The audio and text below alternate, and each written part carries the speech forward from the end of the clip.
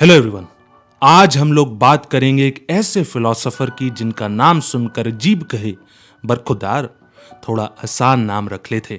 उनका नाम है सोरेन किरकेगार्ड। ये फिलॉसफी की दुनिया के असली क्वारंटीन मास्टर थे। इन्होंने कहा था कि इंसान भीड़ में रहकर भी अकेला रहता है।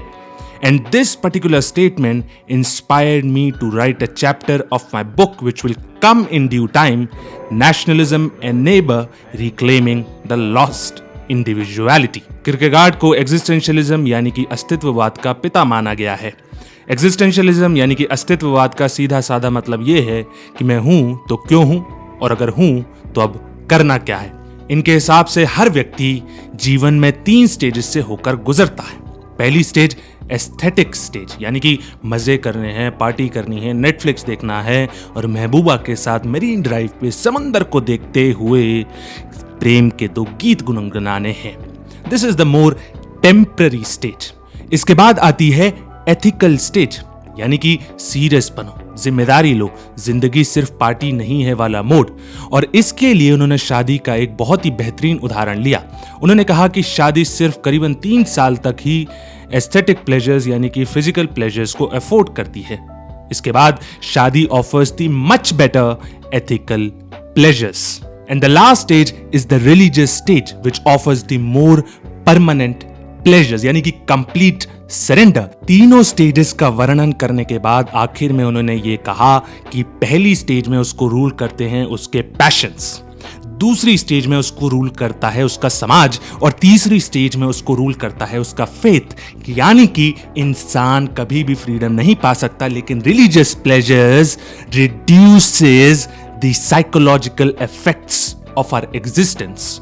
किरकेगार्ड कहते थे कि इंसान के पास सबसे बड़ा गिफ्ट है चुनाव करने की आजादी, यानी कि फ्रीडम ऑफ चॉइस। लेकिन जब भी हमको 2 रास्तों में से एक रास्ता चुनना पड़ता है, उससे पैदा होती है एंग्जाइटी। उदाहरण के लिए आइसक्रीम खानी है, कौन सी खानी है भाई, स्ट्रॉबेरी या फिर चॉकलेट? शादी करनी है या सिंगल रहना है? पबजी खेलना है या फिर पढ़ाई करनी है? यही टेंशन है। Freedom creates anxiety. लेकिन एक मजेदार बात उन्होंने कही कि चुन लो, शादी करोगे तब भी पछतावा होगा, शादी नहीं करोगे तब भी पछतावा होगा। अब आते हैं किरकेगार्ड की सबसे फेमस बात लीप ऑफ फेथ पर, और इसको समझाने के लिए उन्होंने इब्राहिम और आइसैक की कहानी सुनाई। उन्होंने कहा कि इब्राहिम को भगवान से आदेश आया कि अपने बेटे की कुर्बानी दो, और बिना कुछ सोचे समझे वो देने को भी तैयार हो गए। लेकिन आखिरी वक्त पर भगवान ने कहा कि स्टॉप, ये तो सिर्फ एक टेस्ट था। यही है लीप ऑफ फेथ। मतलब जब सब कुछ अजीब भी लगने लगे तब भी आपको इतना भरोसा हो कि भगवान आप सही ही होगे। उदाहरण के लिए जैसे कि प्रहलाद को भगवान विष्णु पर भरोसा था।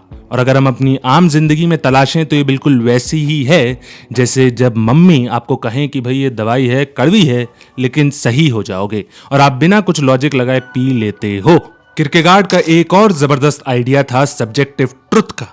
उन्होंने कहा कि जो असली सच है वो हमारे दिल में है, वो हमारा सच है, यानी कि ethical truths, morality is also not objective, and I completely agree with him. And I'll give you an example that slavery was once considered to be absolutely right, but now it isn't.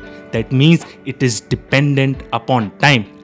The other example is people were discriminated based on who they were in France and in India as well. So morality, ethics, these are the books which have been written by the men of a particular time period, and therefore it is dependent upon time and hence not the objective truths.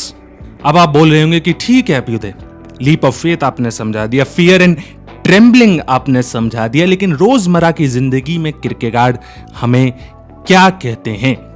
तो इसके लिए उन्होंने एक किताब लिखी जिसका नाम था the sickness unto death.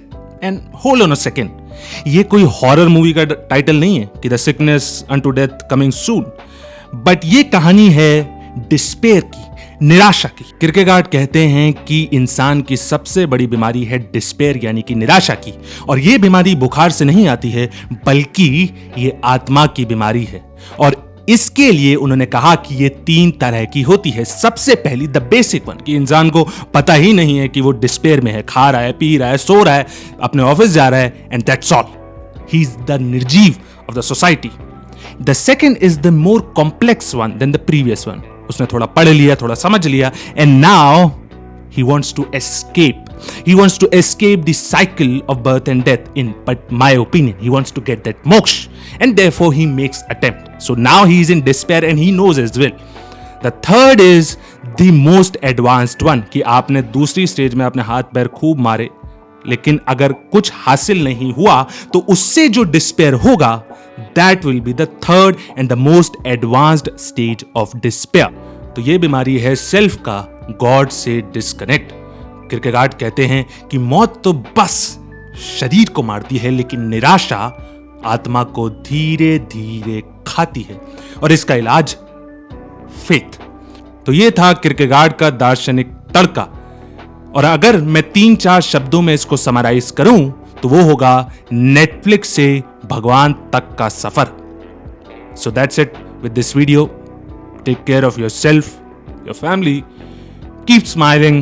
Have a good, loving, and a peaceful day.